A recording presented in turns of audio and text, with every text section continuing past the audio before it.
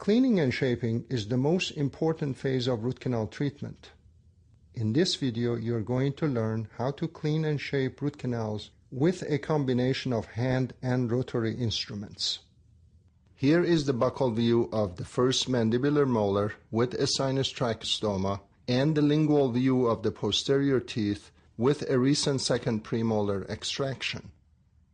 A periapical radiograph shows presence of lesions around the roots of the first molar. After administration of local anesthetic, rubber dam is placed in this region. Please note 2 points. 1. The clamps are placed on the adjacent teeth to the mandibular first molar for better visibility during this demonstration. And 2. Oroseal is applied around the margins of the first molar to prevent leakage of irrigation solutions to the wound site. To minimize chipping and cracks in the porcelain crown, access preparation is initiated with a diamond burr in a high-speed handpiece and copious water spray. After removal of surface porcelain, access preparation continues using a number 2 round burr in a high-speed handpiece to penetrate through the metal and into the tooth structure. The axis is enlarged using a Fisher burr in a high-speed handpiece and water spray. A number 6 round burr in high-speed handpiece is used to penetrate through the roof of the pulp chamber. With the use of the same burr, the pulp chamber is unroofed completely. A large diamond burr was used to flare the access cavity walls. This action has allowed straight line access to the orifices of the canals. After depositing sodium hypochlorite solution in the pulp chamber, a number 10K file is placed in each canal. With a very light 1 to 8 to 1/4 turn and push and pull strokes, this file is taken to the estimated working length. The canals are irrigated with sodium hypochlorite solution to remove debris. A number 10K file is then used and the canals are irrigated again.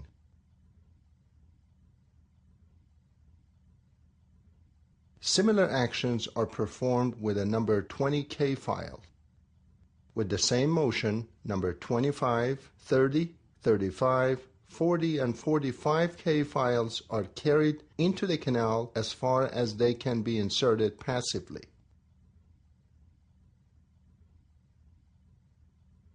If you cannot go to the working length, do not force the instrument. Be passive. After passage of each file, the canal is irrigated with sodium hypochlorite solution to remove debris. Remember, the purpose of the use of these files passively is to establish apical patency and flare the canals coronally. A number 2 Gates Glidden drill is inserted into the mildly flared canal to a point where it binds slightly. It is then pulled back about 1 to 1.5 millimeter and the slow speed handpiece is activated. With an up and down motion and slight pressure, the canal walls are planed and flared away from the furcation or danger zone. The pulp chamber is irrigated with sodium hypochlorite solution to remove the generated debris. A similar technique is used to plane and flare the coronal region of each canal with larger Gates Glidden drills. Do not force the gates into the canals. Use them passively in the orifice of each canal. The depth of penetration decreases as larger gates are used.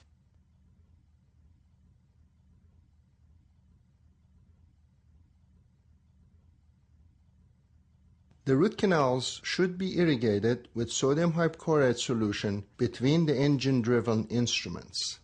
Note the presence of straight line access after using the Gates Glidden drills passively in the coronal portion of each canal.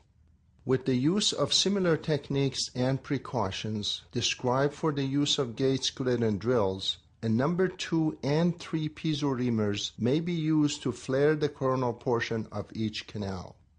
Flaring the coronal portion of the canals causes deeper penetration of irrigation solution into the canals. Again, use these instruments passively in the orifice of each canal and plane the walls away from the furcation.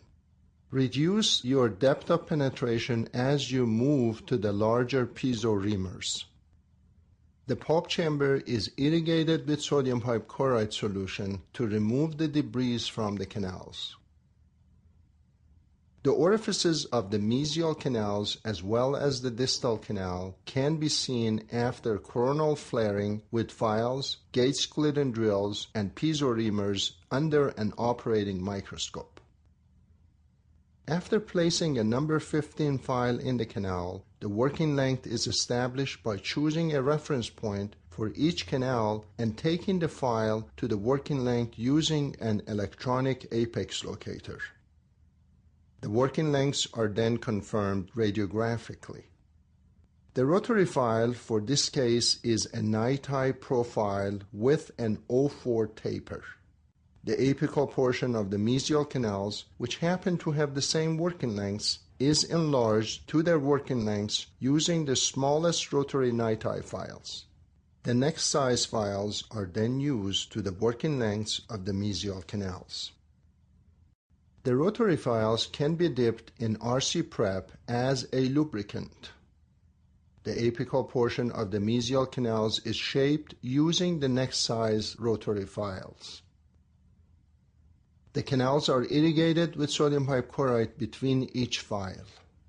Because of presence of mild curvature in the mesial roots of this tooth, the apical portion of these canals is taken to one size larger. The canals are irrigated again with 1 ml of sodium hypochlorite. With the use of larger rotary NiTi files, the coronal portion of the mesial canals is flared progressively at successive shorter lengths with increments of half to 1 millimeter. Note the fact that the rotary instruments are used passively and short of the working lengths. The prepared canals are irrigated again with sodium hypochlorite. The apical portion of the distal canal is now being cleaned and shaped using 04 NiTi profiles. A red-coated handle file is placed to the working length. The distolingual cusp is used as the reference point for this canal. The canal is irrigated with 1 ml of sodium hypochlorite. The apical portion of the distal canal is now shaped using the next size rotary NiTi file. After irrigation with sodium hypochlorite, with the use of largest rotary NiTi file, the coronal portion of the distal canal is flared more and short of the working length. After irrigation with sodium hypochlorite, each canal is prepared with sequential use of progressively larger hand instruments to its working length. Start with a number 15 file and go up to larger sizes at the working length. Again, narrow or curved root canals should not be enlarged beyond the size number 25 or 30 files. Larger files should not be forced into the apical portion of the canals. They should be used short of the working lengths. After apical clearing and irrigation with sodium hypochlorite, each canal is dried with paper points. The tip of a large metal or plastic needle is passively placed in each canal, and the paste is slowly and passively placed in each canal. A cotton pellet is placed in the pulp chamber over the paste. Cavity is then packed into the access opening and pressed against the access cavity walls. The surface is smooth with a moist cotton pellet.